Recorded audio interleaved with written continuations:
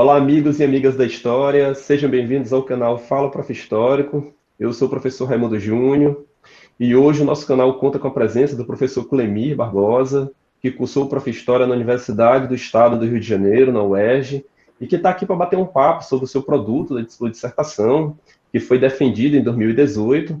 O título da dissertação dele é Abram Alas para a História, da concepção do enredo a Sapucaí, os desfiles das escolas de samba como didática para o ensino de história em escolas de privação de liberdade. É um trabalho, tenho certeza, que foi desafiador, é um trabalho criativo, é um trabalho sensível e muito interessante. Eu acredito que, no fim desse papo aqui, nós vamos conseguir responder se é possível usar os desfiles das escolas de samba para ensinar história também. Professor, é um prazer recebê-lo aqui. Eu agradeço a sua disponibilidade e começo pedindo para que você conte um pouquinho aí da sua trajetória e fique à vontade, a palavra é sua. Tá bom. Boa tarde, né, a todos. Eu acho que eu não posso começar esse bate-papo sem antes citar os 70 anos da UERJ, né, essa universidade que nós cariocas aqui temos tanto orgulho. Ela que foi pioneira na questão das cotas raciais, ela que abraça todo mundo que chega até ela. Então, salve a nossa UERJ, né? Foi lá que eu me tornei mestre, lá que eu fiz grandes amigos, conheci professores maravilhosos. Então, no último dia 4, a UERJ fez 70 anos, né? É um espaço de inclusão, um espaço de conhecimento, e que merece aqui deixar o meu registro para que essa universidade possa promover ainda mais conhecimento. Eu agradeço o convite, né? É sempre bom a gente vir aqui falar da nossa prática docente, né? Num momento tão sensível da história do Brasil, pelo qual nós estamos passando, afirmar o nosso papel enquanto transformadores da realidade da sociedade e de que é importante que os professores tenham voz, sejam ouvidos e que sejam valorizados acima de tudo.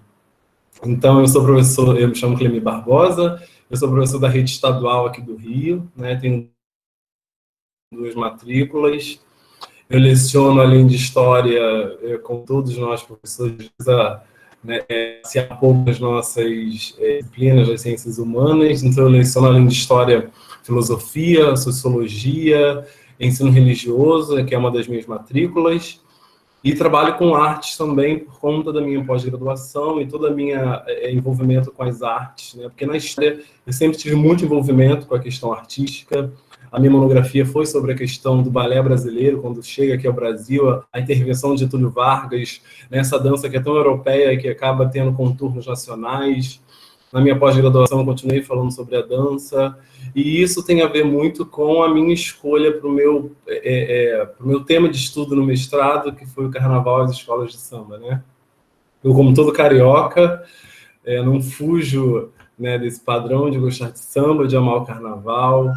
Então, eu quis aliar, né, esse meu gosto pessoal pelo Carnaval, que é uma coisa que eu gosto muito, eu me divirto, eu sempre me preparo, desfilo, Cidade Independente de Padre Miguel, uma escola aqui do Rio de Janeiro.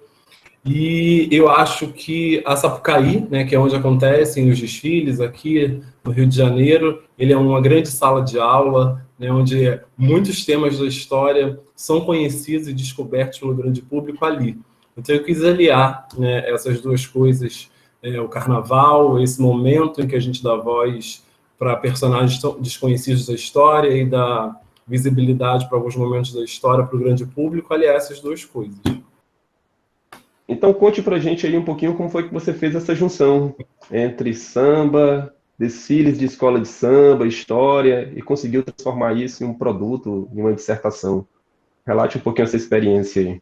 Então, eu, além de lecionar nas escolas que eu chamo de extramuros, eu já começo a falar que eu faço uma separação, né?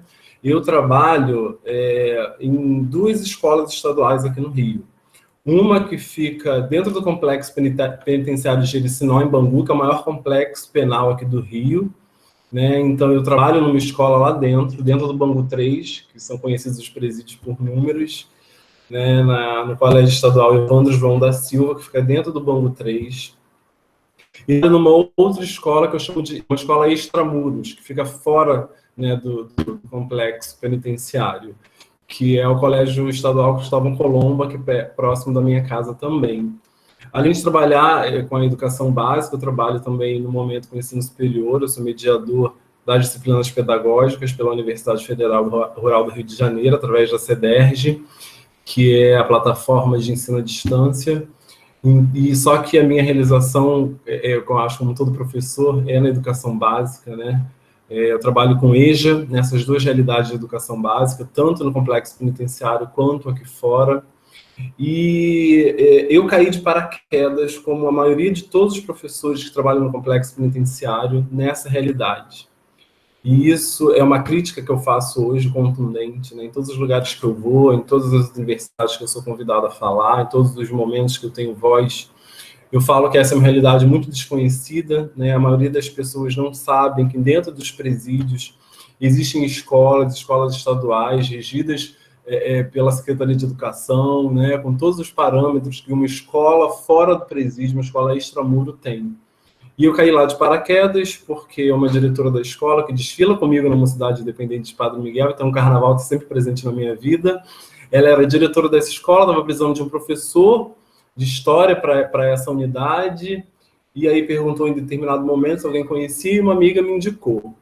Eu fiquei surpreso, porque eu também não conhecia essa realidade, né, de que existiam escolas dentro de presídios, né, só que eu gosto de desafios, né, e aí eu topei, né, esse desafio de lecionar dentro do complexo penitenciário. Confesso que no início foi muito assustador, né, foi muito desafiador, mas foi uma área de educação que eu me apaixonei, porque se a educação transforma, eu acho que ali é o local ideal para que essa transformação aconteça, né?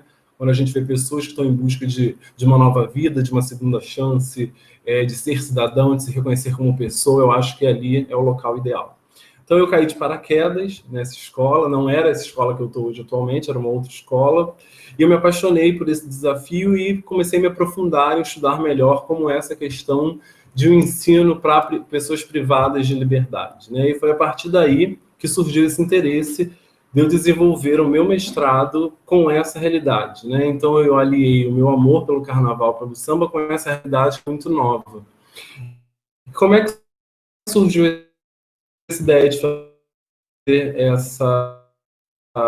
esse guia para professores, né? Que é esse guia que a gente está vendo, que é uma das partes da minha dissertação, né? Que está disponível na internet, no site da UERJ, da FFP, e no site nacional do Prof. História.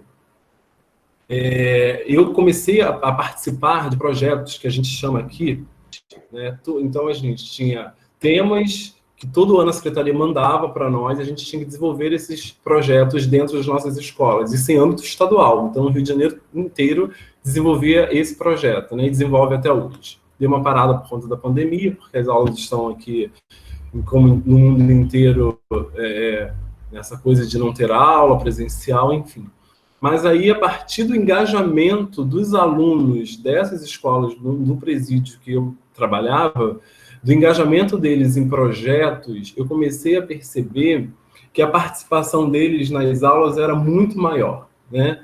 Porque o que eu percebi inicialmente é de que os apenados, né, eles procuravam a escola por conta da redução da pena, né, que é prevista em lei, de que eles têm que ter quando eles estudam e quando eles trabalham. Então, o principal objetivo deles indo para a escola não era aprender ou ter novos conhecimentos, mas era diminuir a pena, né? E a partir daí, eu comecei a perceber que quando havia projetos, eles se envolviam muito mais, eles tinham maior interesse em participar das aulas, e foi daí que surgiu a minha motivação, o meu interesse para que eu desenvolvesse essa sequência didática envolvendo o carnaval, as escolas de samba, e para o ensino de história, né, de fato. Então, eu comecei a me aprofundar melhor de como os carnavalescos eles desenvolvem, né, um desfile de escola de samba, porque para quem ama, para quem é apaixonado por carnaval, é muito bonito, a gente vê na Sapucaí aquela plasticidade, né, o samba sendo tocado, as alegorias, as fantasias, mas por trás disso, antes disso acontecer, há uma intensa pesquisa, né, desenvolvida pelos carnavalescos, com referências bibliográficas, indo até os locais onde, por exemplo, é tema de enredo. Se for um país da África, eles vão até esse país e procuram estar em loco para saber da cultura, da religiosidade, enfim. Então, a partir disso, né, que toda essa pesquisa fica descrita num livro chamado Livro Abre Alas, que é disponível para quem quiser conhecer depois, fica lá no site da Liesa, que é a Liga Independente das Escolas aqui do Rio. Eu comecei a perceber que há uma seriedade, né, de uma pesquisa em torno de algo que para muitas pessoas é só festivo, né? Então eu comecei a perceber que há uma coisa muito séria, uma pesquisa séria para aquilo que vai ser mostrado, né? E a partir do livro Abre Alas, eu comecei a desenvolver, né, essa minha dissertação, de como eu iria conduzir essa minha sequência didática, e a partir também de uma exposição que houve aqui no Paço Imperial do Rio de Janeiro, do Carnaval da Mangueira, feita pelo carnavalesco Leandro Vieira, onde ele mostrou passo a passo, né, através dessa exposição, como ele desenvolveu um enredo só com a ajuda do santo, que, se não me engano, foi em 2018. Então, através disso, ele foi mostrando ao público, passo a passo, como ele chega a uma determinada alegoria, uma determinada fantasia, e como ele desenvolveu o enredo. Então, a partir desses dois instrumentos, né, o livro Abre Alas, que é obrigatório que se tenha em todo desfile, e a partir da exposição do Leandro Vieira, eu comecei a ser motivado a fazer essa sequência didática a partir desse engajamento dos alunos nos projetos. Pô, pois conta um pouquinho pra gente aí, professor Clemir, como é essa sequência didática, né? Para quem está assistindo a gente aqui, vai que algum outro professor queira também copiar esse modelo de trabalho. Quais dicas você dá, assim, assim, de maneira resumida, o passo a passo, o principal? Uhum. Eu costumo dizer que, assim, nem todo carnaval, nem todo mundo gosta de samba, né? Mas eu costumo citar, já no início da minha dissertação, que isso, na verdade, isso pode ser adaptado, né, para aquilo que o professor gosta, para aquilo que o professor tem mais facilidade de trabalhar. Então, não fica restrito só ao campo do carnaval, mas que isso possa ser, de alguma maneira, adaptado, né, para a realidade do professor, da sua turma. Eu começo, então, pegando alguns enredos de cunho histórico, né, que são inúmeros, são bastante, para exemplificar de que isso é possível, né? E a partir daí, de maneira muito resumida, né, eu vou contar aqui para vocês, eu começo a montar com os alunos um desfile de escola de samba através de maquete. Então, a gente vai montar um livro Abre Alas, né, com referências bibliográficas, com aquilo que a gente acha que tem que ser transformado em alegoria e em fantasia. Então, eu pego um determinado tema da história e, a partir daí, a gente começa a montar com os alunos um livro Abre Alas. O que tem que ter? O que traz o livro Abre Alas? Ele traz, por exemplo, a comissão de frente e diz para nós o que representa a comissão de frente, qual foi a inspiração para que o carnavalesco pensou para que seria aquela comissão de frente, né? Por que o carro Abre Alas, ele é daquela forma, porque ele traz aquela alegoria, aquela fantasia, então ele diz passo a passo porque aquilo está no enredo. Então era isso que eu pensei em fazer com os meus alunos, né? Para que esse desfile de maquete que a gente vai apresentar, que aliás eles já fizeram uma Sapucaí de maquete, né? Isso está dentro da minha dissertação também, para mostrar que é possível, né, mostrar o que significa cada fantasia, cada alegoria, né? Então a gente monta um livro Abre Alas junto. Antes disso, a gente vai assistir alguns trechos de desfiles carnavalescos que contam episódios da história. A gente faz algumas dinâmicas com eles, com os alunos, para que eles percebam que a história está presente em diversos desfiles. A gente pega algumas letras de samba enredo e começa a trabalhar com eles. Então, quer dizer, eu faço o envolvimento dos alunos primeiro nessa realidade, para mostrar que é possível, de que a história está presente nos desfiles, né? Para que a gente depois comece a planejar, eu, enquanto professor, com os alunos, um desfile que vai culminar numa exposição onde a gente vai mostrar passo a passo como a gente chegou naquela alegoria, naquela fantasia, né? A gente pode criar um samba ou utilizar algum samba que já tenha sido feito por alguma escola, mas de maneira muito resumida, é isso que eu faço com os alunos. Então, eu vou mostrando o que fazer em cada aula. Então, na primeira aula você faz isso, você mostra o desfile, você faz com que os alunos façam uma dinâmica envolvendo esse desfile.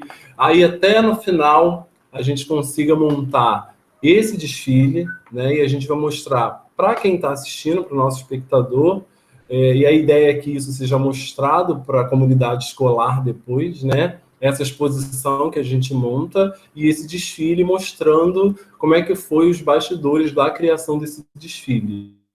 Convido as pessoas que tenham interesse, que tenham curiosidade, né, de saber como é que eu pensei nessa questão, de que possa acessar a dissertação que está disponível, que possa acessar principalmente o guia prático, né, que eu chamei isso de guia para professores, onde eu mostro aqui passo a passo, né, de como eu pensei, eu dividia isso que eu falei para vocês em etapas. Então, são 6 etapas, cada etapa eu venho mostrando para o professor o que ele tem que fazer.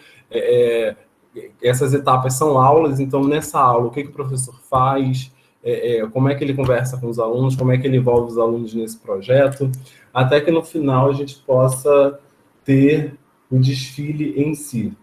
Então, assim, quando eu tive essa ideia e conversei com a minha orientadora, eu pensei em trabalhar somente com samba enredo, e ela falou que isso já estava muito batido, né? Quer dizer, muitas pessoas já trabalhavam com isso, que a gente precisava largar, expandir nessa nossa visão, e trabalhar não somente com samba enredo, mas com a plasticidade do desfile. E foi a partir daí, né, dessa indagação da minha orientadora, né, dessa motivação que ela me deu também, que a gente resolveu expandir, trabalhar não só com sambas enredos, mas com a plasticidade dos desfiles em si. Pô, você Ficou tocou em um claro? ponto... Não, ficou ótimo. Bem didático, bem didático. Você tocou em um ponto que eu considero interessante, assim, né? Que, olha, não necessariamente você é obrigado a trabalhar com samba, né? Ou seja, dá para você adaptar com a sua realidade local e pelo que eu estou percebendo aqui, dá para Exatamente. reproduzir perfeitamente em outras realidades, assim. E é uma prática que é desafiadora e que muitas vezes, como você colocou, nós não somos preparados e nem formados para se deparar com esse tipo de desafio. A gente cai meio que de paraquedas dentro dessa experiência e que às vezes a gente fica, e agora, o que é que eu faço aqui, né? Então você está fornecendo um material didático que, no meu ponto de vista, é interessantíssimo, assim, importantíssimo por isso, porque, assim, é algo bem didático, é algo que pode ser adaptado a muitas realidades e que vai contribuir muito, assim, né? A proposta nossa do canal aqui é justamente essa, assim, é dar esse tipo de visibilidade a essas atividades para que mais professores possam copiar, porque tem muita coisa interessante, assim, né? A gente observando nas produções do Prof. História, produções de excelente qualidade e que muitas vezes não tem a devida visibilidade. Então, você está de parabéns pelo trabalho mesmo, assim, pelo didatismo de como a coisa se dá, como pode ser implantado. Então, eu acho que é importante, pegando um gancho no que você falou, ressaltar que o grande diferencial do Prof. História, né, é essa questão prática que ele dá para nós professores, né? Não só teorizar os problemas da escola, mas propor melhorias, propor mudanças, propor didáticas diferenciadas para a gente consiga alcançar o objetivo que é o ensino-aprendizagem na escola. Então, eu acho que fazer o Prof. História foi interessante e motivador por isso, né? Porque a gente pode propor mudanças, a gente não fica só teorizando os problemas do chão da escola, mas a gente problematiza, encontra soluções, e a gente partilha essas soluções com os nossos colegas espalhados pelo Brasil inteiro. Eu acho que ser um mestrado em rede nos dá essa alegria, essa possibilidade, né? Então, um salve ao Prof. História, que muitos outros professores possam colocar as suas ideias para que possa ser difundido e partilhado. Falando um pouquinho dessa... Só te interrompendo, você está até respondendo uma pergunta que eu ia te fazer no final, sobre a importância, a relevância do Prof. História em sua vida prática, assim, né? O que ele foi significativo. O quão significativo ele foi para você nesse sentido. Eu acho que é isso mesmo, né? Quando a gente fala do Prof. História e dos outros profs, Prof. Letras, Prof. Mate, Prof. Bio, eu acho que esse é o diferencial, né? Eu acho que esse é o ganho que a gente tem para a educação básica, para a educação no Brasil. Porque são os professores, aqueles que conhecem os problemas, não estão nos gabinetes, né? Eles não estão sentados em uma cadeira pensando nos problemas. Somos nós que enfrentamos esses problemas e, a partir das nossas problemáticas, a gente propõe mudanças que são mudanças que podem ocorrer, né? Eu penso aqui nos trabalhos dos meus colegas de turma, né, de 2018 da UERJ, são trabalhos maravilhosos, cada um com seu tema, com seu diferencial, e que eu fui muito feliz de estar nessa turma, né? Eu fui um dos representantes, né, da minha turma, e a gente sempre pensava junto, estava um ajudando o outro. Eu acho que essa questão do Prof. História é bem interessante por conta disso. São professores pensando a sua realidade, fazendo com que essa realidade possa ser transformada. E pergunta com relação à educação aos privados de liberdade, é um grande desafio, né? A educação no Brasil em si é muito desafiadora, né? Com todos os problemas e percalços que nós enfrentamos, seja no campo, nas grandes cidades, enfim, nos rincões do Brasil.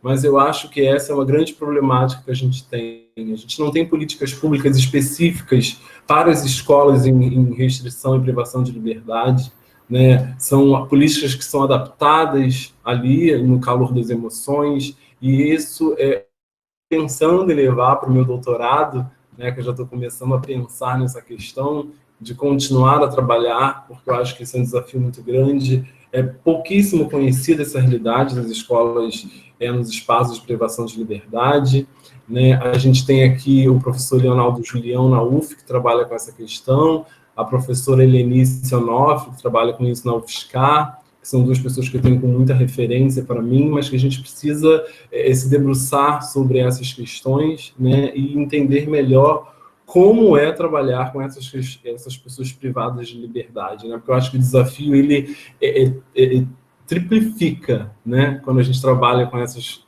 pessoas privadas de liberdade. Porque a gente passa por todos os problemas que a educação, a gente sabe, né, que a educação passa, e aí tem o diferencial, porque são pessoas que estão privadas de liberdade, que nem sempre a comunidade ali do presídio entende a nossa função como professor, e eu costumo dizer que eu não tenho presidiários, eu tenho alunos, porque a partir do momento que eles sentam na minha sala de aula, eles são os meus alunos, e eles me respeitam como professor, e eu os respeito como alunos, e eu acho que isso é interessante, sabe? Humanizar essa relação professor-aluno dentro desses espaços de privação de liberdade, entender as histórias de cada um.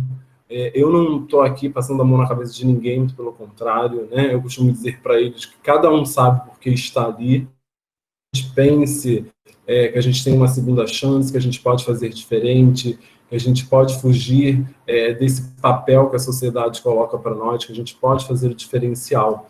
Então, através das minhas aulas, eu deixo isso muito claro para eles, né?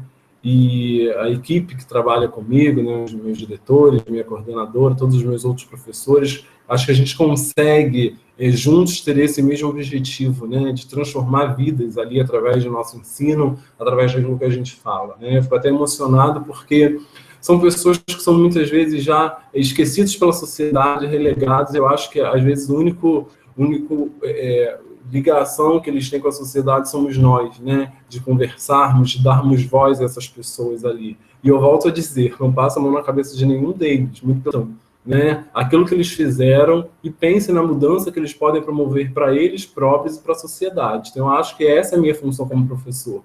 Eu tenho essa prática não só lá na escola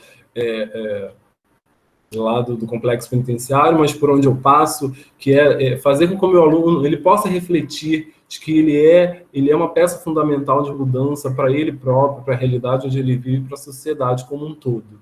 Trabalhar com esses alunos é uma coisa muito especial, porque a gente dá voz, faz com que eles se sintam importantes, se sintam gente, se sintam pessoas, e se sintam capazes de mudar a realidade deles, né? Isso acho que é mais gratificante. Pô, realmente é um tema bastante sensível, assim, você tá parabéns também pela sensibilidade, até como a forma como expõe também um tema desse. que sem dúvida alguma termina tocando a gente, né? Porque nós estamos falando de jovens, adolescentes, e que realmente são esquecidos pela sociedade, né? A educação Muitas pública, como vezes não você... tiveram oportunidades, né? Não tiveram uma segunda chance para algumas coisas, e é importante que a gente ouça, né? Às vezes eles só querem ser ouvidos, e a gente dá essa voz para que eles possam falar, né? E que a gente converse sobre a realidade do Brasil, do mundo. Eu sempre tento fazer essa ponte, né, da história de vida deles com a realidade do Brasil, com a realidade do mundo, porque eu sou professor de história, né? Então eu estou ali para isso. São muitas questões que eles trazem, a gente tenta, né, através da nossa prática didática, da nossa prática docente, fazer com que eles se sintam pessoas que são capazes de mudar a realidade.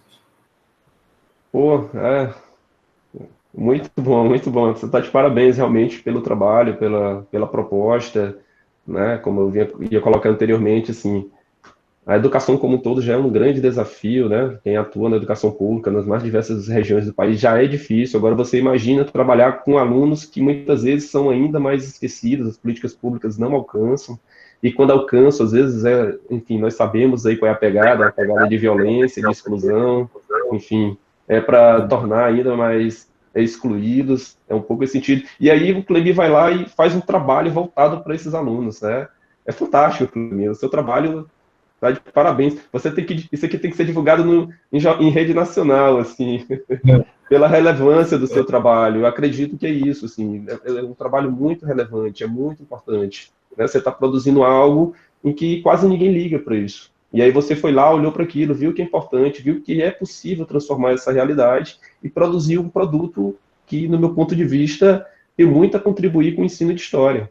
Muito mesmo. Você está de É por parabéns pela isso pegada. que todas as vezes em que eu sou chamado para falar da minha dissertação, para falar do meu produto, para falar da minha prática, eu faço questão de ir, porque assim como eu não conhecia, muitos outros colegas meus não conhecem essa realidade, né? Não sabem que isso existe. Quando eu digo que trabalho no complexo penitenciário e que sou professor lá dentro, muitas pessoas se assustam porque não sabem que existe, né, escolas dentro de complexos penitenciários, de presídios. Então, eu acho que é importante que a gente faça com que isso seja conhecido, sim, né, nas licenciaturas, nas formações de professores espalhados pelo Brasil, porque é uma realidade que existe, que a gente precisa estar lá também, ocupar esse espaço, que é um espaço nosso, espaço de educação, espaço de conhecimento, de transformação, já que o grande mote da educação é ser transformadora, né? Sim, sim, sem dúvida alguma. Sem dúvida, trabalhar nessas mesmas circunstâncias que você está colocando exige ainda mais da gente, né? Então, quanto mais material, quanto mais produção tiver nesse sentido, eu creio que termina contribuindo ainda mais para todo esse processo. Pô, Clemir, eu só tenho a, agra- a agradecer por essa belo trabalho, pela sua criatividade, pela sua sensibilidade, enfim, desenvolver um produto que, a meu ver, é extremamente importante. É isso, sim, Clemir. Eu agradeço a sua presença aqui, é muito enriquecedora. Eu tenho certeza que esse vídeo vai servir para orientar muita gente. Nós acreditamos, essa é a nossa proposta, né? Tentar difundir essas boas práticas pelo país. Quanto mais voz a gente der, melhor, porque muitas vezes a dissertação fica só no site da universidade, né? Não tem essa visibilidade que eu acho que ela merece ter. E é isso, você fique à vontade, olha aí, tá? Essa é a minha dissertação, ó. Tá aqui a dissertação. Aqui é o que a gente chama de produto em si, né? Que é a Sim, parte prática da dissertação, né? Que também está disponível no site da FFP da UERJ. Você vai deixar o link aí para a galera depois. Queria dizer que o meu e-mail também está disponível, está dentro do produto. E quem tiver interesse, conversar, né, quiser entender melhor essa prática, eu me coloco à disposição para a gente poder conversar. Eu aproveito para fazer uma outra divulgação aqui. Opa, foi um livro que nós fizemos junto com a professora Maria Angélica, que ela deu aquela disciplina obrigatória, que é a História do Ensino de História. Nós fizemos sim. algumas reflexões de como os livros didáticos trabalhavam alguns temas históricos, né, e antigamente, como os livros didáticos trabalham esses temas hoje. Então, nós fizemos algumas reflexões. Está aqui esse livro que nós fizemos juntos, né, a galera da Rural, que foi lá fiz essa disciplina, que é a universidade que eu trabalho hoje. Então, quem quiser também, esse livro está disponível para aquisição, para compra, tem alguns exemplares. A gente não conseguiu fazer o lançamento por conta da pandemia, né, mas o projeto já estava caminhando, então ele chegou para cada um de nós, dos manuais aos livros didáticos de história, algumas reflexões de Prof. História, que é importante a gente dar visibilidade para aquilo que a gente produz dentro do Prof. História também, né? Eu agradeço mais uma vez, reiterar aqui meu agradecimento, espero que muitos outros colegas meus professores possam colocar aqui as suas contribuições para a melhoria do ensino de História e que você tenha sucesso nessa sua empreitada aí, que foi bem interessante. Obrigado, professor Clemir, mais uma vez. E até a próxima. E os contatos eu vou deixar na descrição do vídeo também. Como eu já falei, link para a dissertação, para o seu livro, enfim. Para que as pessoas, quem queira aprofundar um pouco mais, leia mais detalhadamente o seu trabalho, que eu recomendo, eu já comecei a ler e assim, eu fui lendo e não foi dando vontade de parar, e eu olhando, eu tenho que almoçar, tenho que fazer almoço aqui e lendo a sua dissertação. Muito interessante, gostei muito. Tá? Recomendo que realmente vocês não só vejam esse vídeo, como leiam o trabalho do professor, porque tem um passo a passo, assim, que é muito importante. Tá bom? Tudo bem, então? Tá bom. Um abraço, então, um salve aí para todos os meus colegas, professores do estado do Piauí, esse estado tão bonito. Até a próxima. Obrigado, professor. Até a próxima. Tchau.